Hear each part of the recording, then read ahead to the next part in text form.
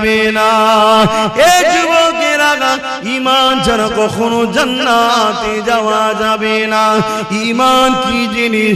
এক কথাই হলো জীবনের সব কিছু থেকে আল্লাহ আল্লাহ রাসূলকে বেশি ভালোবাসা। পারবে তো? জীবনের সব কিছু থেকে আল্লাহ আল্লাহ রাসূলকে বেশি ভালোবাসা। ঘরে যাবেন, যে আয়নার সামনে দাঁড়াবেন, দাঁড়িয়ে জিজ্ঞেস করবেন, হ্যাঁ আয়না, আয়নাটা ছবি পড়বে না, ওকে জিজ্ঞেস করবেন তুই সব কিছু থেকে কাকে বেশি ভালোবাসিস? যদি তোর আয়নার ছবি বলে যে আল্লাহকে ভালোবাসিস, জানবেন ঠিক জায়গায় আছে। কেন মানুষ সবাইকে ধোঁকা দিতে পারে, নিজের মনকে কখনো ধোঁকা। তখনই তোমার বিবেক বলে দেবে তুই তো মিথ্যা কথা বলছিস রে। তোর সামনে যদি একটু 10,000 টাকা দেওয়া হয়, তুই তো অমনি সঙ্গে সঙ্গে নামাজ কাজা করে ছুটবি। তাহলে কি মোহাব্বত রইল? তোমার বিবেক উত্তর দিয়ে দেবে। বাবার আল্লাহকে যারা মহব্বত করেছে, নবীকে যারা মহব্বত করেছে, তাদের জীবন আদর্শ আমাদের জন্য মডেল গো। আল্লাহ কোরআনে নবীদের জীবনী আমার নবীকে শুনিয়েছে। বিশ্বের মানুষের কল্যাণের জন্য মেসেজটা রয়ে গেছে। এ দুনিয়ার মানুষেরা আল্লাহর প্রেমিক যারা হবে, তাদের জিন্দেগিটা কেমন হয় সে রেখে দাও। ফেরাউন বলে একটা রাজা ছিল, যাকে আল্লাহ পৃথিবীর রাজত্ব দিয়েছে গো। একটা রাজ্য নয়, একটা দেশ নয়, পৃথিবীর সম্রাট ছিল, পৃথিবীর রাজা ছিল। তার এত পাওয়ার ছিল, এত শক্তি ছিল। সেই শক্তি পাওয়ার নিয়ে সেই নিজে একদিন নিজেকে খোদাই দাবি করে বসলো। সেই খোদাই দাবি করে দুনিয়ার মানুষকে তার দাসত্বের গোলাম বানাতে লাগলো। তার জীবনের প্রতিটা মুহূর্ত ছিল অন্যায়, তার জীবনের প্রতিটা মুহূর্ত ছিল জুলুম, তার জীবনের প্রতিটা মুহূর্ত ছিল নারী দেহ শোষণ করা, তার জীবনের প্রতিটা মুহূর্ত ছিল শরাব পান করা, তার জীবনের প্রতিটা মুহূর্ত ছিল মানুষের উপরে জুলুম করা, তার জীবনের প্রতিটা মুহূর্ত ছিল গরিবদের ঘরে কৃতদাস বানিয়ে রাখা। এই যুবকেরা, আজও যদি কেউ শরাব পান করে, আজও কেউ নারী দেহ শোষণ করে, আজও কেউ যদি গরিবদের উপরে জুলুম করে, অবশ্যই সে মুসা নবীর সাথে থাকতে পারে না, সে ফেরাউনের সাথে থাকবে। ইতিহাসের পাতা সাক্ষী দিয়ে দেয়, এই ফেরাউনের আমলে ফেরাউনের ঘরে একজন মেয়ে কাজ করত, যিনার নাম হল হযরতে মাসাত্তা। গরিব মেয়ে ছিল, যার তিনটে আল্লাহ সন্তান দিয়েছিল। স্বামী হারাই তিনটে সন্তানকে নিয়ে ফেরাউনের ঘরে লালন পালন করে কাজ কাম করে জীবন যাপন করত। কিন্তু এই মাসাত্তা অন্য মানুষের মতো ফেরাউনকে কিন্তু খোদা বলে মানে না। ওই মাসাত্তা অন্তরে অন্তরে এক আল্লাহকে মেনে নিয়েছিল। ইতিহাসগুলো আমাদের জন্য কিন্তু শিক্ষা দিয়ে যাচ্ছে, তাই তো নাকি গো? ইতিহাস আমাদের ঘরে কি শিক্ষা দেয়? আমাদের ঘরে আমাদের ভবিষ্যৎ গড়ার শিক্ষা দেয়, আমাদেরকে জানায় ইতিহাস। এই যুবকেরা, ও আমার আম্মারা, বোনেরা, মন দিয়ে শুনে রেখে দেন, এসেছি আপনাদের পীরের বাচ্চা, নবীর খানদান, নবীর গোলাম বলে দিয়ে যায়। আজ আছি, কাল আমিও থাকবো না গো। নিঃশ্বাসের কোনো বিশ্বাস নাই গো। আজ আপনারা আছেন, কাল আপনারা চলে যাবে। সবাই কাফন পরিয়ে দিয়ে মিনহা খালাকনাকুম ওয়া ফিহা নুঈদুকুম ওয়া মিনহা নুখরিজুকুম তারাতান উখরা বলে মাটি দিয়ে চলে আসবে। যদি তুমি দুনিয়ার জমিনে নবী নবী নবী করে যেতে পারো, তোমার উঠা বসা চাল চলন যদি নবী থাকে, তোমার সাংসারিক জীবনে যদি নবী থাকে, তোমার কারবারি জীবনে যদি নবী থাকে, তোমার রাষ্ট্রীয় জীবনে যদি নবী থাকে, তোমার রাজনীতির জীবনে যদি নবী থাকে, তোমার দেশপ্রেমে যদি নবী থাকে, তোমার মানবতায় যদি নবী থাকে, তোমার ইনসানিয়াতে যদি নবী থাকে, তোমার মানুষের ভালোবাসায় যদি নবী থাকে, এক কথায় তোমার জীবনে প্রতিটা সেকেন্ডে নবী থাকে, জেনে রেখে যদি কবরের জমিনে তুমি একা থাকবে না। যখন তোমাকে শুইয়ে দিয়ে আসা হবে, তোমার বাপ চলে যাবে, তোমার আম্মা চলে যাবে, তোমার স্ত্রী চলে যাবে, তোমার স্বামী চলে যাবে, তোমার ছেলে মেয়ে চলে যাবে, তোমার পাড়া প্রতিবেশী চলে যাবে, তোমার দুনিয়ার দরদি রাজনীতির লিডাররাও চলে যাবে। আর এই যে পীর সাহেব এসেছি, আমরাও কেউ তোমার সাথে কবরে যাব না, কিন্তু কবরের জমিনে মদিনাওয়ালা আসবে। তুমি যদি দুনিয়ায় মদিনাওয়ালার ডাঙ্কা বাজাও, কবরের জমিনে মদিনাওয়ালা বলবে ফেরেশতা আমি মুহাম্মদ সাক্ষী দিয়ে দিলাম, এই মদিনা এই দুনিয়ার জমিনে আমি মুহাম্মদ আমারই ছিল। আরো জোরে বলুন সুবহান।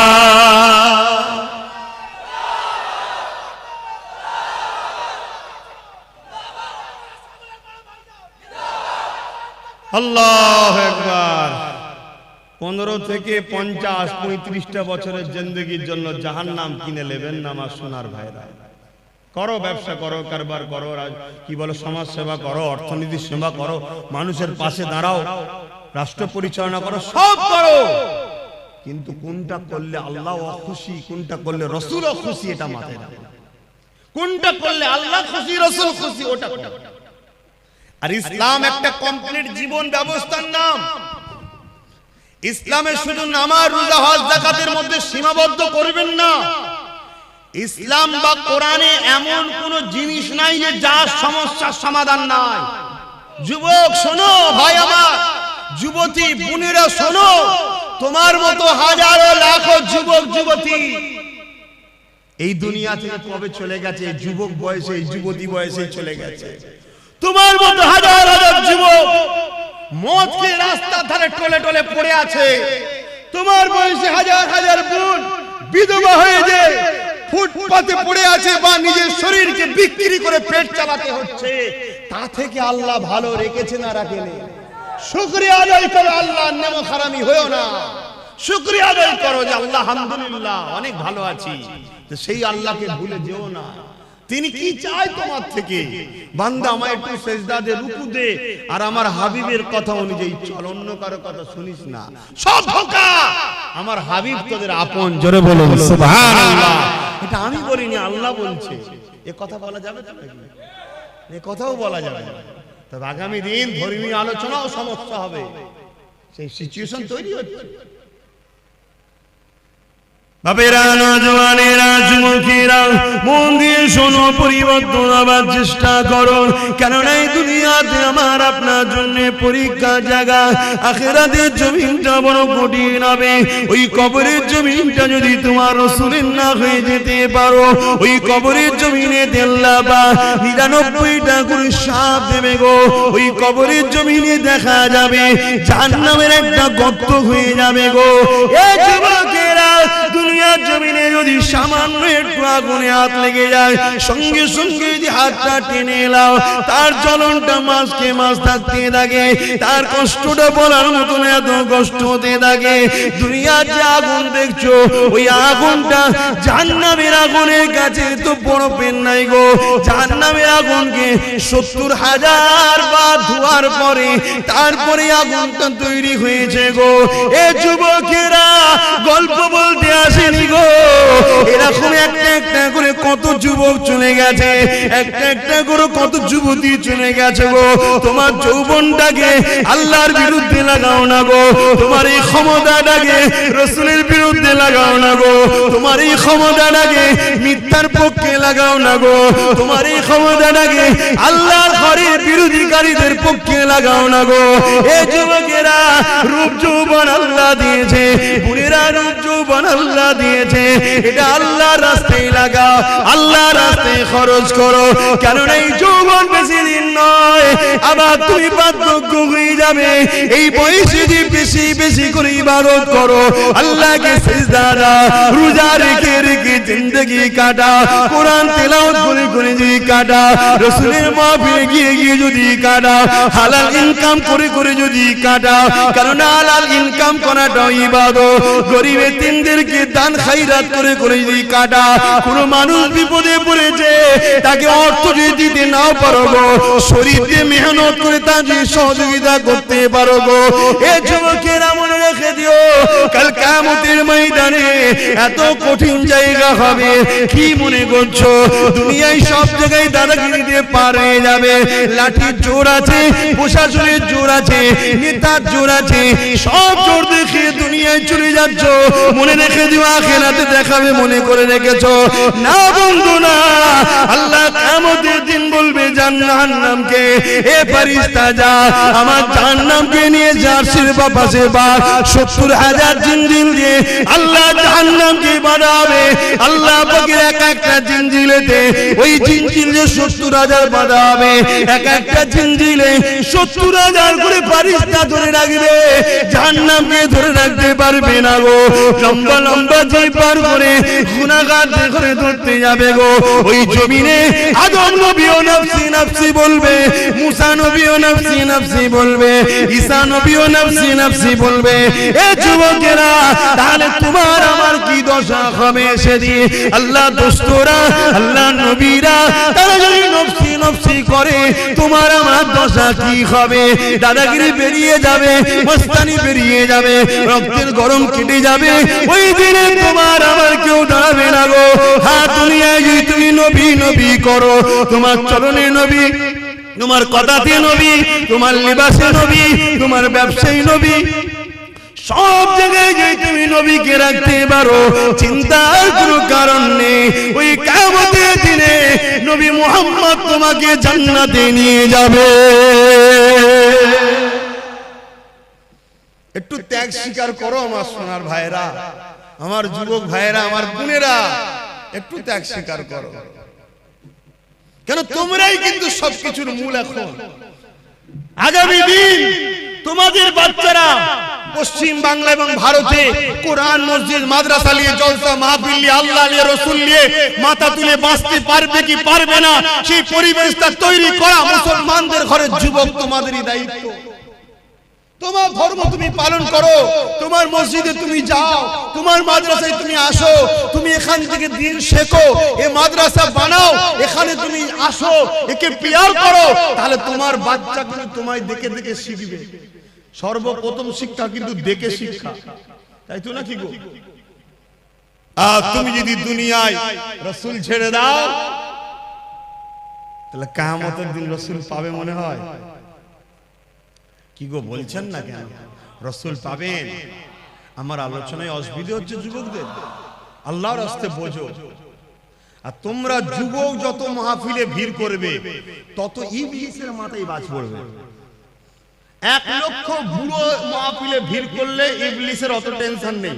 বাপেরা খারাপ নেবেন না, হাকিকতটা বুঝাচ্ছি, কারণ আপনারা একজন যুবক ছিলেন। 1 লক্ষ যুবক মুরব্বী বাপ মা যদি মাহফিলে ভিড় করে ইবলিসের অত টেনশন নেই। কিন্তু 10,000 যদি বোন আর ভাই যদি মাহফিলের দিকে খেয়াল করে ইবলিসের মাথায় বাজ পড়ে যাবে। উরি সর্বনাশ, উরি সর্বনাশ। কেন? ও জানে মুরব্বী বাপটা আর হয়তো 2-5 বছর, কথা বুঝছেন না? তারপরেই কিন্তু ওর পর থেকে লিবার কেউ নেই, ওখানে ইসলাম শেষ। কিন্তু যুবকটা যখন এখন আসছে এই বয়সে ওর ছেলেটা ওর সাথে আসবে, তার মানে এখন 100 বছর 150 বছর চলবে, কথা বুঝছেন না? এই জন্য তোমাদেরকে আল্লাহর রাস্তায় বলছি, তোমাদেরকে হাজারো চক্রান্তে জড়িয়ে রাখা হবে, শুধুমাত্র উদ্দেশ্য আল্লাহ থেকে সরাও, রাসূলের থেকে সরাও। আরে আব্বাস সিদ্দিকী কে? আব্বাস সিদ্দিকী পৃথিবীর বুকে একটা ছোটখাটো নগণ্য নবী, দ্বীনের খাদেম, অন্য কিছু নয়, সামান্য খাদেম। আমার থেকে তোমাকে কেউ সরাতে চায় না, তোমাকে সরাতে চাইছে রাসূল থেকে, আল্লাহ থেকে। হ্যাঁ, গর্বের সাথে বলছি, আব্বাস সিদ্দিকীর জীবনের একটাই লক্ষ্য, দুনিয়ায় তুমি রাসূলের থাকো, আখিরাতেও তুমি রাসূলের থাকো। তাই আমার থেকে তোমাকে সরাতে পারলে রাসূল থেকে তোমাকে দূরে রাখা যাবে। এই কারণে কারণ তুমি আমার কাছে এলেই নবী ধরাবো, তাই তোমাকে ডিস্টার্ব করা হবে। আমার জীবনে একটাই কথা, তুমি আসো, সভ্যতার সঙ্গে আসো, মর্যাদার সঙ্গে আসো, নম্রতার সঙ্গে আসো, ইনসানিয়াত করো, ইনসাফ করো, ন্যায় প্রতিষ্ঠিত করো।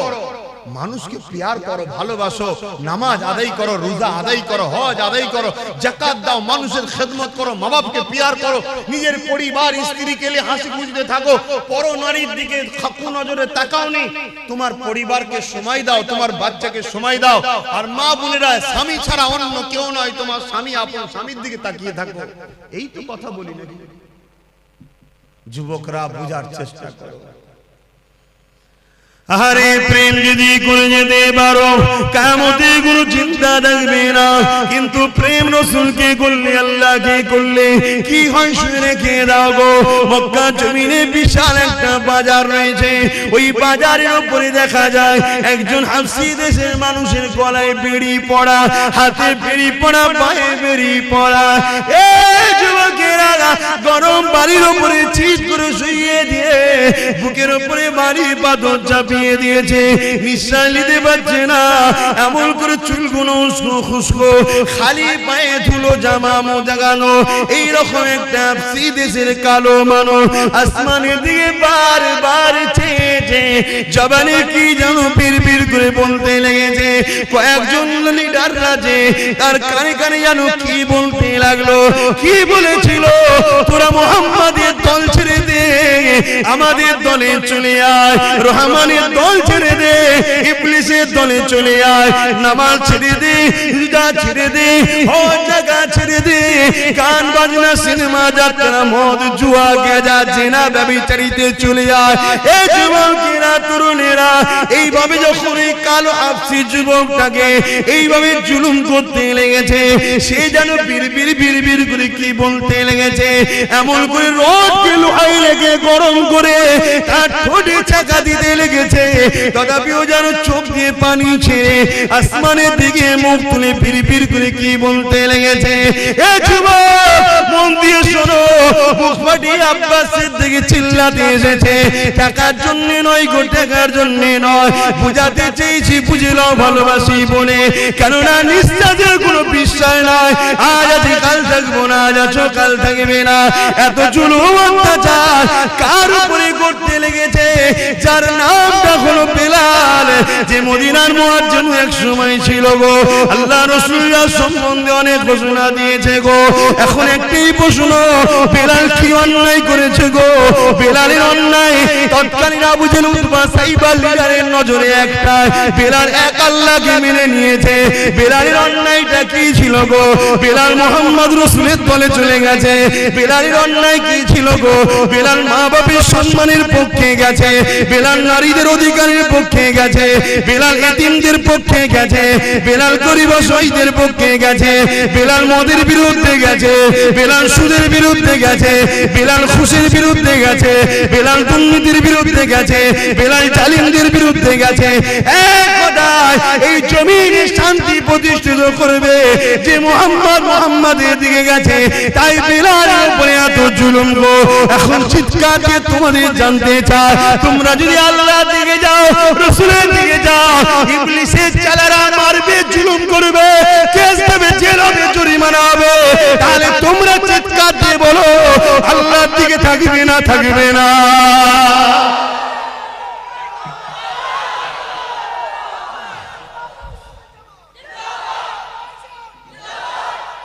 আল্লাহু আকবার। পারবে বেলালের মতো মার খেতে? সে পরীক্ষা নেবে না, আল্লাহ চিন্তা নেই, সে নিলে তো আমাদের ইমানের সব দিক দিয়ে পালাবে, অবস্থা বুঝেই নেবে, চিন্তা নেই। তবে আল্লাহ যাকে ভালোবাসে একটু পরীক্ষা করবে না, করবে না? তুমি পরীক্ষা করো না, তোমায় কেউ যদি বলে ভালোবাসে, পরীক্ষা করো না? তুমি কেউ নয় যদি পরীক্ষা নিতে পারো, সবকিছুর মালিক যিনি, তিনি পরীক্ষা নেবে না? দুটো হাত দিলাম, দুটো চোখ দিলাম, দুটো কান দিলাম, দুটো পা দিলাম, নিঃশ্বাস দিলাম, আজও বাঁচিয়ে রেখেছি, মায়ের পেটে ছিল খাইয়েছি, দুনিয়ায় আসার আগে মায়ের স্তনে দুধ দিয়েছি, খেয়েছে, জমিনে গাছ লাগাই ও ফল দিই আমি, তো সে আল্লাহ একটু পরীক্ষা নেবে না? পরীক্ষা যেই নেবে উনি মন খারাপ করলে হবে? তবে হ্যাঁ, আমাদের জন্য তো অনেক ফ্যাসিলিটি আছে, যে ফ্যাসিলিটিটা সাহাবারা পায়নি বা অন্য অন্য নবীরা পায়নি, আমরা কিন্তু অনেক ফ্যাসিলিটি পেয়েছি। কি? আমার রাসূল জানিয়ে গেছে। যদি ভয় লাগে অন্তরে অন্তরে মানো, চুপচাপ থাকো, বুঝতে দিও না কাউকে তুমি আল্লাহ মানো রসুল মানো, চুপচাপ থাকো। তুমি ন্যায়ের দিকে, সত্যের দিকে, আল্লাহর দিকে, রসুলের দিকে, ইনসাফের দিকে আছো, কাউকে বুঝতে দিও না, চুপচাপ থাকো। এ তো ফেসিলিটি আগে ছিল না, নবী তো হাদিস বলে গেছে তাই পেয়েছি। কিন্তু তাদের উপরে কি জুলুম হয়েছিল। হ্যাঁ, আজকে এত মা বোন, আহা, আজকে ঘরে কারো অভাব নেই, তারপরও ফিরি পেলে সব ছুটছে, সব ছুটছে, পর্দা জর্দা হয়ে যাচ্ছে। কি গো বাপ, পর্দা করা ইসলামে কি ফরজ? ফরজ কি ফরজ? ফরজে আইন। আমার মা পর্দা করলে সবার মায়ের পর্দা হয়ে যাবে নাকি? না, এত বড় ফরজ। যেখানে জান্নাতের দরজায় লেখা আছে দাইয়ুসু লা ইয়াদখুলুল জান্নাত, দাইয়ুস কোনদিন জান্নাতে যেতে পারবে না। দাইয়ুস কে? যে মুখমণ্ডল, হাতের গাঁটের বাইরের অংশ, পায়ের গাঁটের নিচু অংশ ছাড়া বাকি জায়গাটাকে কোনো অংশই দেখা যায় পরপুরুষের নজরে, ওইটাই হলো দাইয়ুস। ওটা স্বামীর দেখার হক, বাকি জায়গাটুকু নয়। বাকি এই মুখমণ্ডল, হাতের গাঁটের বাইরের অংশ, পায়ের গাঁটের বাইরের অংশ ছাড়া বাকি জায়গা যা আছে স্বামী ছাড়া কারো দেখার হক নেই। কথা বুঝে আসছে? আজকে আমরা কি করছি? এ ওয়াজ করলে আমার মা বোনের